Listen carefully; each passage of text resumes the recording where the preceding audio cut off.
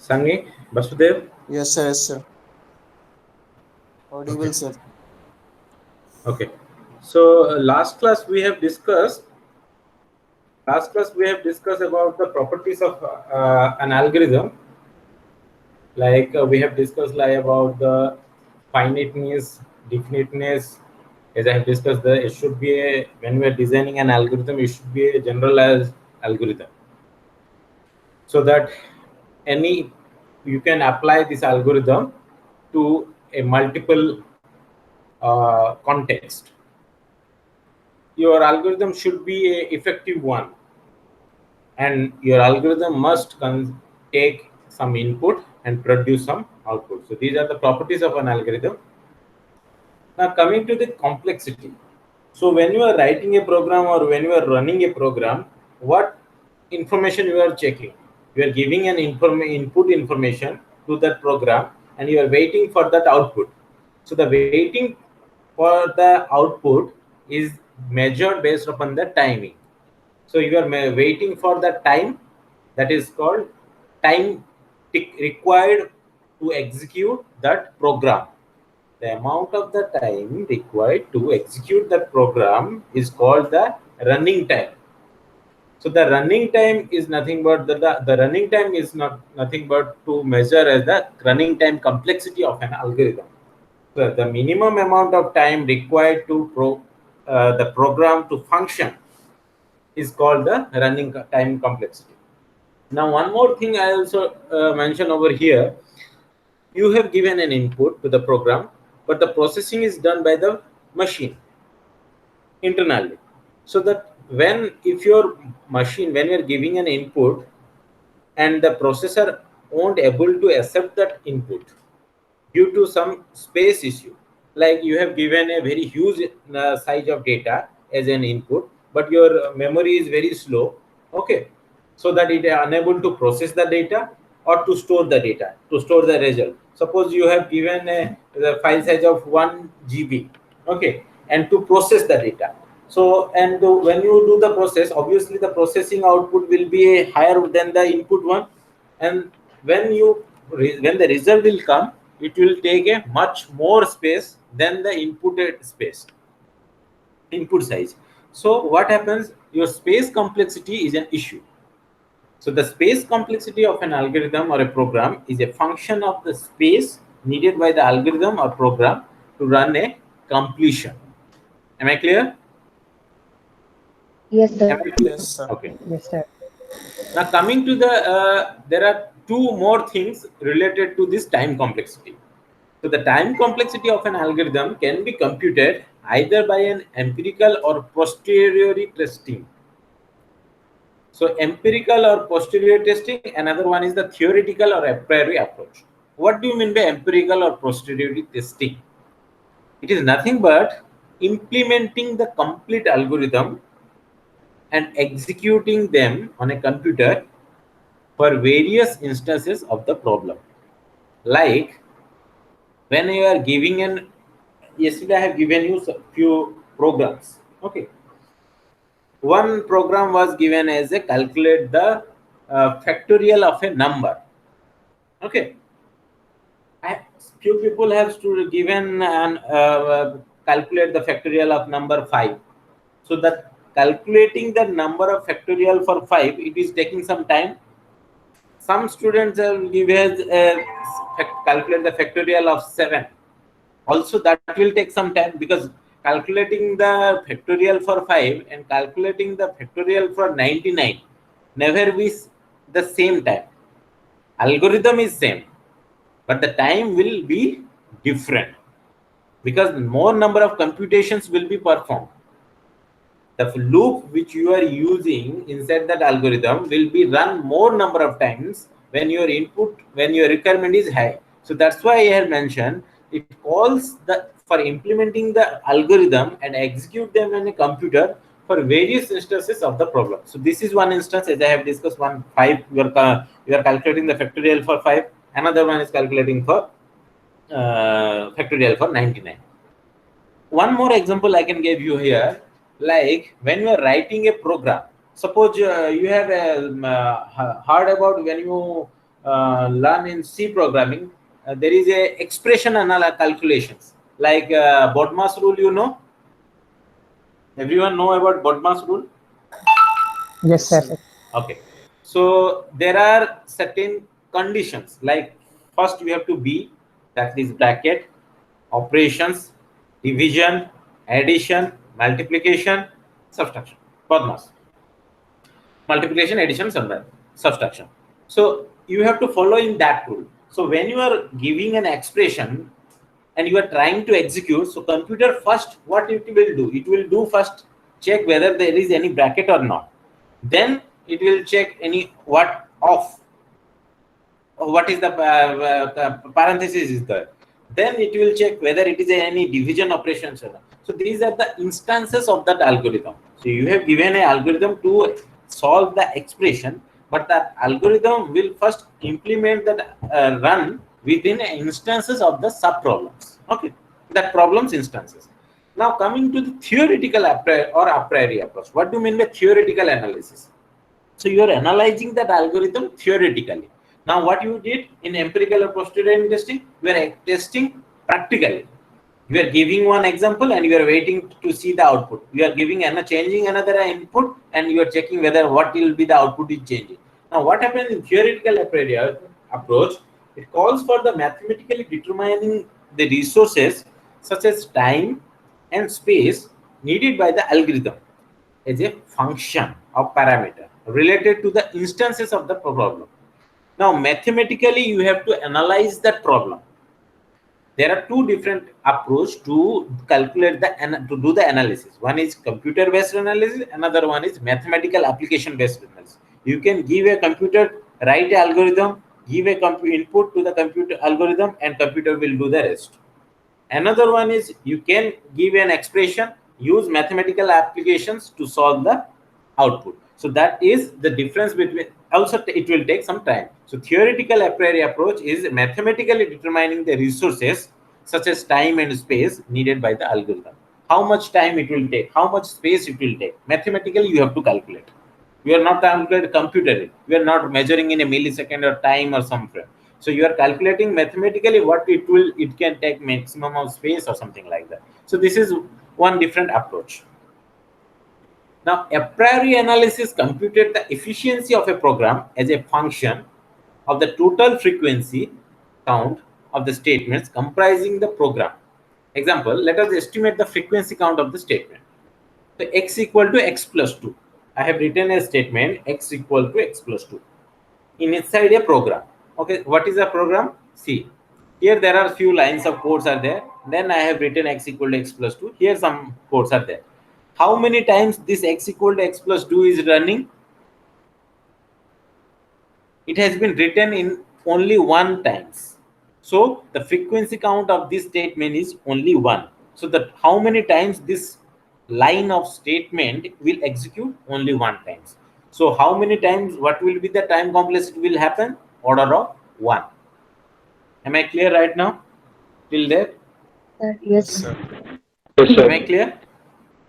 So the number of statements you are executing inside a program is calculated based on, this is a mathematical approach. So you are calculating how many times it will execute. The number of times it will execute, it will reflect the complexity of that algorithm. Okay. Now, what is running time analysis? It is the process of determining how processing time increases as the size of the problem increases. As I've discussed, we are giving an input of 5 to calculating a factorial, and it will execute in a suppose 2 milliseconds. When you are inputting a 100,000, 258, calculate the factorial of 258. It will never be completed within 2 milliseconds. Obviously, it depends upon two things. It depends upon the memory processing unit, and it will definitely, but the time will vary. If you are using in a extensive, well advanced computer system, but both the context, like calculating the factorial for 5 and calculating the factorial of 258, will vary in time, in the context of time. Of course, also in context of space.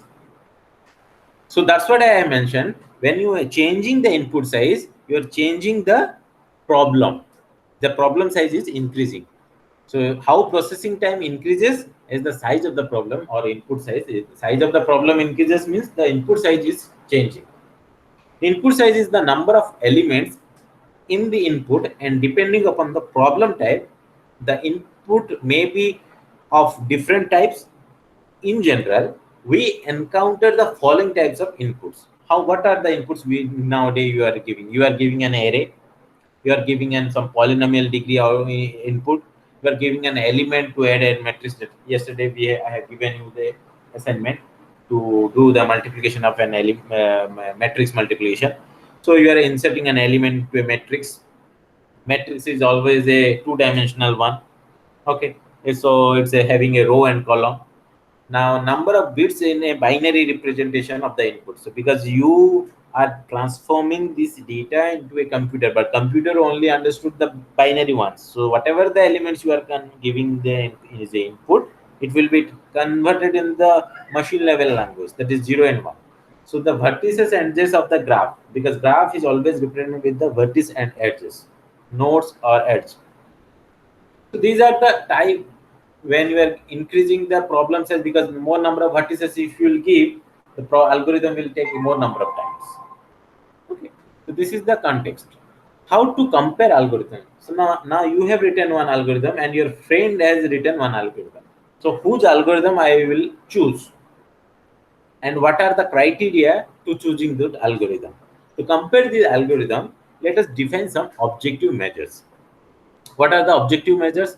That is the execution time. This is not a good measure. Like, just I have given example. I have given you a task to write a 3 program. Okay. Someone send me very early within a stipulated time, and someone send me very late. Okay. Why? Then he replied me that he or she replied me, sir, due to the network issue or due to the some issue we are running. So the execution time always also depend. You are giving, but you are running in a 2 GB RAM processor, and someone is running in a 4 GB RAM processor. So that you are writing the same number of code in 2 GB processor, and you are writing the same number of code in 4 GB processor. But obviously the processor with the power whose is higher, it will give a lesser number of execution time. So if I measure in terms of execution time, it is not a very good measure. So you have to generalize one. That's why I mentioned it should be a generalized one. When you are doing a comparing of an algorithm, you should have some generalized concept. Like you cannot running time complexity cannot be measured. If you are running two algorithm with same configuration, then your execution time can be considered. But when we are comparing an algorithm and we are checking the execution times in a different machines, it will not a good measure. So now what are the number of statements executed? It is also not good measure, because see, nowadays people have you had a course like C, you also know some Python, you also know some Java. In C you have to write so many lines of code, because there are syntaxes in such a way that you have to mention you have to define all those things. But if you go in an advanced language or scripting based language or some markup language, the writing the code is very less.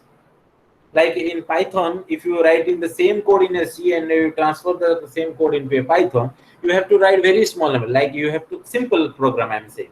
Like you have to add 2 number of elements. So what are you doing? You are trying to first declaring a variable, 2 variable. You are declaring a third variable to store the things. Then you are writing the statements. But in Python, what happens? You will type x plus y, add. It will print. When you write print 2 plus 3, it will print 5. So there is already defined. So the thing is that when you are comparing with the number of statements, it is also vary, because you are changing the language. Okay, if you are not changing, then it's also. So that's why it is not also a good measure. Now, what is the ideal solution? Let us assume that we expressed running time of a given algorithm as a function of input size n. Suppose make it generalized. I'm calculating a factorial for n. I'm not calculating factorial for 5, or I'm not calculating factorial for 258. I'm calculating the factorial for n number of times. So what time it will take. So we can compare these different functions corresponding to their running times, and this kind of comparisons is independent of machine time. It will be independent whether you run in a 2 GB RAM, whether you run in a 4 GB RAM. It will be independent. When you are generalizing a algorithm that you are and representing as it is a function of n. So it is independent of machine time, programming style, etc. Now, what is rate of growth? The rate at which the running time increases is a function of input. Like you have a given n input as a function, n elements okay, as a function, but that program will increase the time complexity, and it has to be represented as the function of n. So that is the rate of growth. Let us assume that you went to a shop for buying a car and cycle. Okay. Now, if your friend sees over there and asks you, "What are you buying?" What you will say? You are going to a store. Suppose you are going to a store. Okay, and you are buying a car. Simultaneously, you are buying also a bicycle. What you will say? You are paying a 7 lakhs rupee for a car, and you are paying 1,500 to 5,000 rupees for a cycle. When your friend asks, "Why are you here?" what you will say? Buying a car, because the price is higher. Buy a car. Price is higher comparing to the cycle. So that's why I have mentioned approximating the cost of cycle to cost of car. So approximating the cost of cycle means, that's why I'm approximating the cost of the cycle is suppose 5,000 and cost of the car is suppose 6-7 lakhs. That's why the total cost will be 7 lakh plus 5,000. So total cost will be 7 lakh 5,000. So it is approximation. So it can be as, if I can write 7 lakh also, then it will not be a harm. Am I right? Anyone have any doubt? Please ask. Yes, sir. Because these are the conceptual things, so I believe you should be clear. Anyone have any doubt? Please ask. No doubt, sir. Okay. So now this is an hierarchy. This figure is an hierarchy that, so the lowest complexity of an algorithm is constant time, and that it can be measured, it can be represented with the help of one, order of one. Okay. Here I have an example, give an example that is one. Only one time that statement is executed. So that's why the order of complexity is order of one. The next is logarithmic complexity, that is log of n. Next is log of n to the power half, square root of log n. Another one is log square n, 2 to the power log n, log n factorial, n log n square, 2 to the power 4 to the power n factorial, 2 to the power 2 to the power n. So this is the maximum one. This is the maximum one which an algorithm can happen measure. So this is the minimum one. So your maximum of algorithm is lies between this hierarchy. So whatever the algorithm you are using in day-to-day in your life or you will write, your complexity always may vary among this hierarchy. Okay, we will see how this happens. Now coming to this, there are this complexity. Obviously, when I am saying the running time complexity, it needs a measure. How to measure this running time complexity, and what are the type of running measurement? So to analyze this algorithm, we need some kind of syntax, and that forms the base for asymptotic analysis or notation. Now, what is asymptotic analysis? There are three different types of analysis, that is worst case, best case, average case. Like, any doubt, student? No, sir. No, sir. Okay. So, like worst case is that what will be the maximum amount of time it can take. Define the input for which the algorithm takes huge time. An input is the one which the algorithm runs the slower. Slower means maximum time take. Slower means maximum time taking. So that is the worst case. In what condition the algorithm takes lowest time? If you give input and it will give the output. What is the best case? That is called the best. That means it is having the fastest. Fastest is associated with the best case. Slowest is associated with the worst case. Now, what is the average case? It lies among these two, from best case to worst case. That is, provides the prediction about the running time of algorithm. It assumes that input is random. When you're choosing any random input and you are checking, you can say that algorithm will perform an average case of asymptotic analysis. Am I clear between these two complexity? We'll come to the Yes, sir. definition. Now, concept is clear. What is worst case, best case, average case? Yes, sir. Okay. Now, what is asymptotic notation?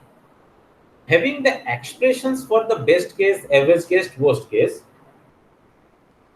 For all three cases, we need to identify the upper bound, lower bound. We need to identify the upper bound and lower bound. What is upper bound, lower bound? We'll discuss next one. So keep remember, for best case, average case, worst case, we are calculating this. This is measured based upon this upper bound and lower bound complexity. In order to represent these upper bound and lower bounds, we need some syntax. There is some syntax which can be represented this upper bound and lower bounds, and that is the subject of the following discussion. Okay, but let's see. Let us assume that the given algorithm is represented in the form of a function f of n. Okay. Now, what is big O? That is up. So that is, we can say this is an upper bound. Like, what is upper bound? If it is a function is of f of n, it can be represented as order of g of n, and it is read as f of n. F of n is big O of g of n. F of n is equal to big order of big O of g of n. If when there exists a positive integer n naught and a positive number c such that this f of n is less than or equal to the any constant times g of n, absolute value of g of n for all n times. So let's see, the rate of growth is here. As I discussed, that when input size increases, the rate of growth increases. In my last slide, I have discussed, when input size increases, rate of growth will be increases. Is it visible, students? Yes, sir. Vasudev, Yes, sir. is it visible? Sir rate of growth तो increase हो रहा है. Is it visible? Yes sir, yes sir, yes sir. Input size, हाँ. Yes. So when I am saying when the input size is increasing, the rate of growth is increasing. So suppose this is your function and you are representing a function. So this is your f of n. Now how to measure represent this f of n? So when suppose there is a constant that is n naught, if you going high, so this is increasing. If this is increasing, that means f of n is less than c of g of n. F of n is represented as, which can be represented as, it is less than c of g of n. So that means maximum. So suppose, let's see an example and you can understand. Suppose let's see, if f of n equal to n square plus 100 n square, this is a quadratic equation, okay, plus 10n plus 50. Then what are the coefficients of n? That is n fourth, n square, and n to the power 0. Am I clear? Coefficients of n, sorry, n multiplication, like n4, n square, n, and n to the power 0. I am considering about the function of n. So what are the functions here? n4, n square, n, and n to the power 0. So which is higher?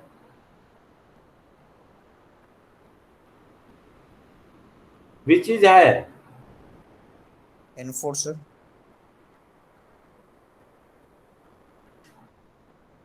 Please tell me which is higher. If you are understood properly, then please tell me n4, n square, n to the power 0. Which is higher? N4, sir. Okay. So why? Because this is n to the power 0, this is n to the power 1, this is n to the 2, n to the power 4. So n to the 4 is higher. So here I can represent this entire thing as order of g of n or g of n. So g of n is my n4. That means g of n gives the maximum rate of growth for f of n at larger value of n. G of n gives the maximum rate of growth or for f of n. What is the because we have discussed in the last slide that worst case is the maximum time taking. So what is the maximum time taking for when you are increasing the n naught? That is maximum is Cg of n. That is the upper bound. It will not exceed this. So this is the maximum time. So that's why it is. That means that g of n gives the maximum rate of growth for f of n at larger value of n. So whatever the value of n will be there, this n to the power 4 will be the maximum. Because if n to the power, suppose n value is I have considered is 2. So here there is no n. Here 2. Here 2 to the 2, 4. Here 2 to the 4. That is 16. So what is the largest value? That is 16. So which comes from n to the 4. So that's why it is the maximum rate of growth for f of n at a larger value of n. So order of g of n, this is big O of g of n, is the set of functions with smaller or same order of growth as g of n. For example, order of n square includes, so suppose order of n square is here. So what includes, because it is order of 1, order of n log n, because I have shown you this hierarchy. So if a program is taking order of n square maximum time, I can say that it can be 1. The algorithm can be solved in a constant time. The algorithm can be solved in the logarithm time. The algorithm can be solved in the n number of time. Am I clear? The concept? Yes, sir. Yes, sir. Am I clear the concept? Yes, sir. Yes, sir. Please respond. Don't say only just yes, sir, because I will ask the questions in the next slide. If I am saying my problem is 2 to the power 16, suppose n is my 2 to the square is 4, I can represent this is a constant time. I can say that program can be solved in a constant time. Program solved O to the power 2 in a constant time. 2 log 2, that is log 2 base 2 is 1 into 2, so 2, so order of 2. So that means this is the maximum one. It cannot be exceeded. So these are the lowest number of complexities compared to this. So this order of n square, if I can represent these things, that means I'm in a set position. Now next one, we go examples. Find upper bound, that is f of n equal to, find f of n equal to 3n plus 8. The solution is 3n plus 8 is less than equal to 4n. Okay, like as I've discussed, order of n square is greater than these things. So what I want to say in this example, 3n plus 8 is less than in 4n, because 3 in, if n value is 2, 3 into 2 is what? What is 3 into 2? Okay, students, tell me. 6. 6. And then 4 into 2? 8. 8. Obviously 6 value is less than, that's why I put here less than equal to, because I am measuring the value of the function. I am not bothering about the constant. So 6 is less than or equal to 8 for all n greater than 1. Obviously for all n greater than 1 value, for all n greater than equal to 1 value, 3n plus 8 is equal to order of n, because it is all because I know this is the maximum things. So this maximum thing is can be represented order of n, so it is order of n. So what is the constant? You can change the constant. I can write it 5n, I can write it constant 8n, I can write it 100n. So that is not a problem. So with c equal to 4 and n not equal to 8, so constant and n naught value is required. So n naught value is your this function's constant, and this is the coefficient constant. So what constant this is measured? So 3n plus 8. If I am asking what is that, if I am asking you, this is a function, find the upper bound. So your answer should be, it is a higher coefficient of element is, that is n, n's higher n to the power 1. So this can be represented as order of n. So our answer should be order of n. Clear? Yes, sir. So can you repeat one more time? Okay. So my question is write an upper bound for this function f of n equal to 3n plus 8. Okay. So how to, in the last slide also I have discussed here, n4, n square, n, how many, what are the n elements? Because this is a function of n. What are the n elements here? n4, n square, n, and 0. So which is higher? n4? Which is higher? n4? Yes, sir. So that function can be represented order of n4.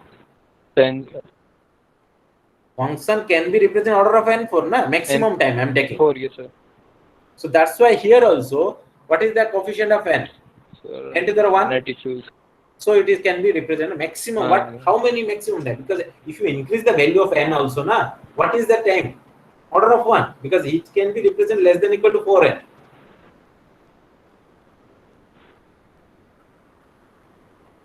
Any doubt? Any doubt? Tell me. Tell me. No Yes, doubt, sir. sir. Okay. Coming to the second example. Find the upper bound for f of n equal to n square plus 1. No doubt, sir. So how to solve this? What is the coefficient? Order of n square. By looking to this only you can tell the answer. But you have to do analysis also simultaneously. So this is order of n square, I know. But how to do, how I am getting this order of n square? That is n square plus 1 is less than equal to 2 to the n square.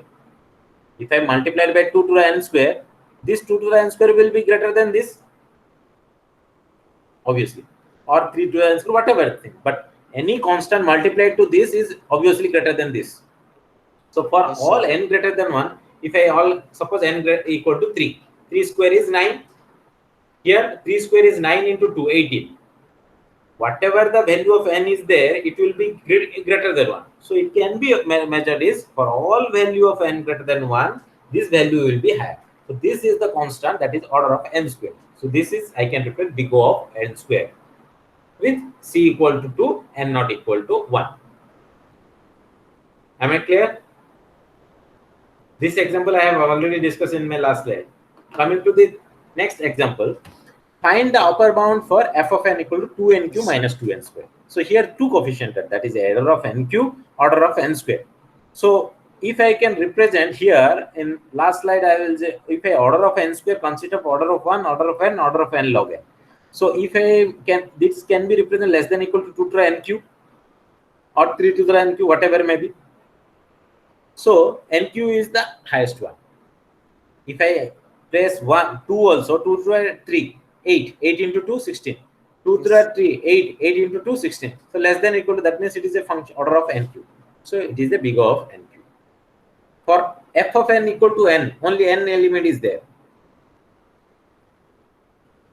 This is tricky. F of n equal to only n element there. So n is less than equal to n square.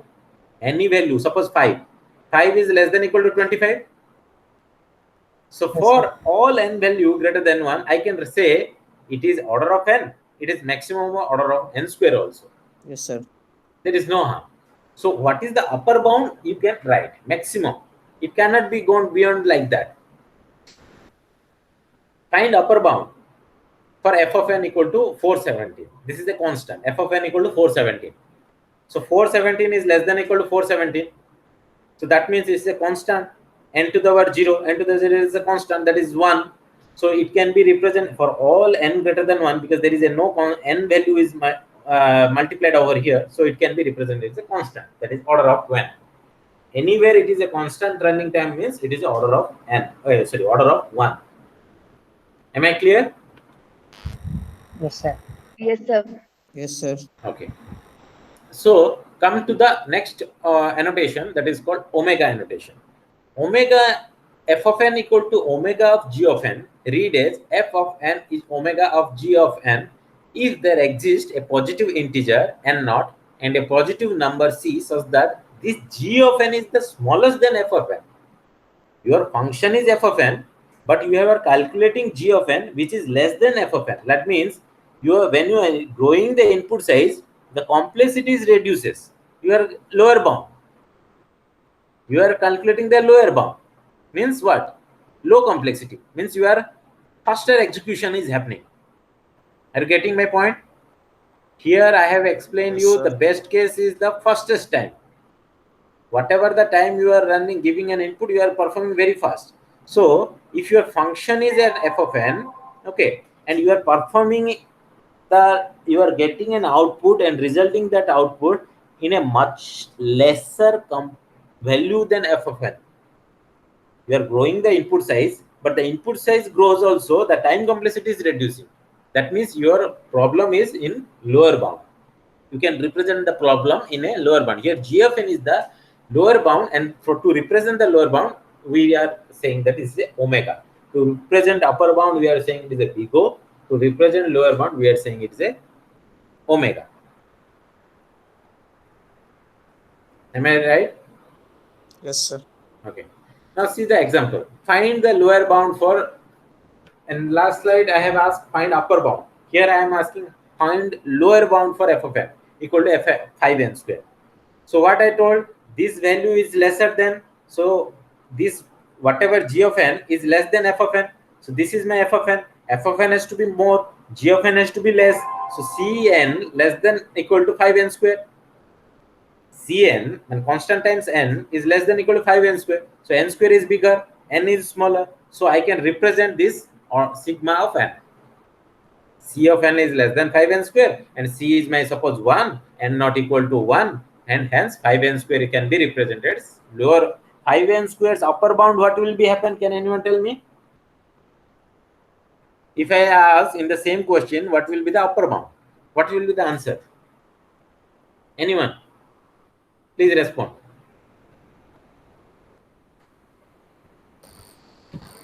What will be the upper bound for 5n square? F of n equal to 5n square.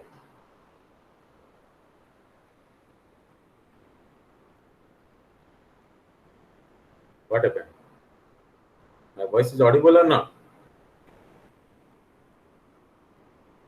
Yes, sir. Tell me then.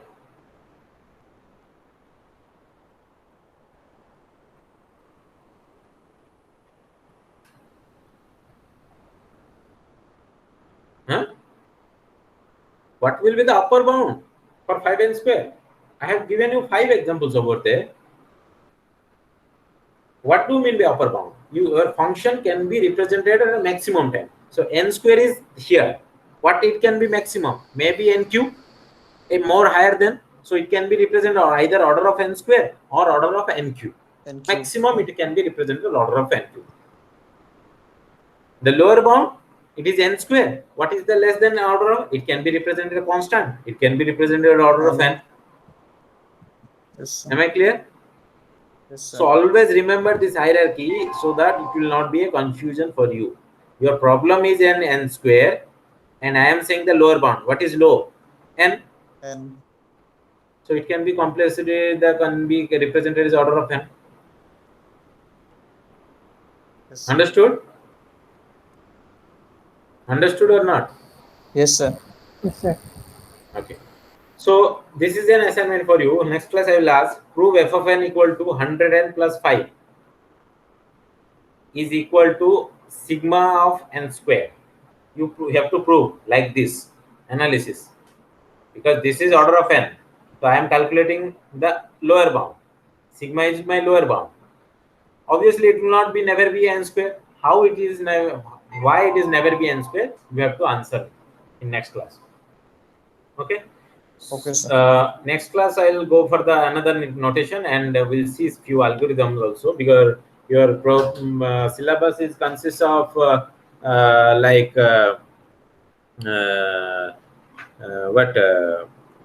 your syllabus is consists of control statements, all these things. So we will discuss one by one, and for this class, if you have any doubt, please ask. Today we have discussed about the time complexity, time complexity two types: running time, space time. This time complexity is also can be represented with the empirical and theoretical approach. And what we are calculating, we are doing this theoretical approach. In machine, if you will take some seconds, millisecond time, that is a empirical approach. Okay, so as I have discussed, how many statements it is executed, you are calculating the frequency, and based upon the frequency, time complexity is calculated. And then I have discussed how to compare this algorithm, what is the ideal solution, because your problem size increases with the function of n, so it is better you are representing the function of n. And this is the hierarchy of the rate of growth, you always keep remember. And there are three types of analysis, that is best case, worst case, and average case analysis. Worst case is the maximum time execution, best case is the faster execution, and average cases lies is when your problem is depend upon you are choosing an input size of randomly. Okay, it lies between the best case to worst case. And there are two types of asymptotic notation, that is upper bound, lower bound. So your upper bound is big O notation and lower bound is sigma notation. Upper bound is you are representing the function at the maximum time. Lower bound is you are representing the function with a less number of time or faster execution. Am I clear? Yes, sir. Am I clear? Yes, sir. Yes, sir. So go to the IMCRP, give your test so that I will mark your attendance. Okay? Okay, sir. Okay, sir. Any doubt? No, sir. Any doubt? No, sir. Okay. Thank you. Thank you, sir. Thank you so much. Thank you, sir.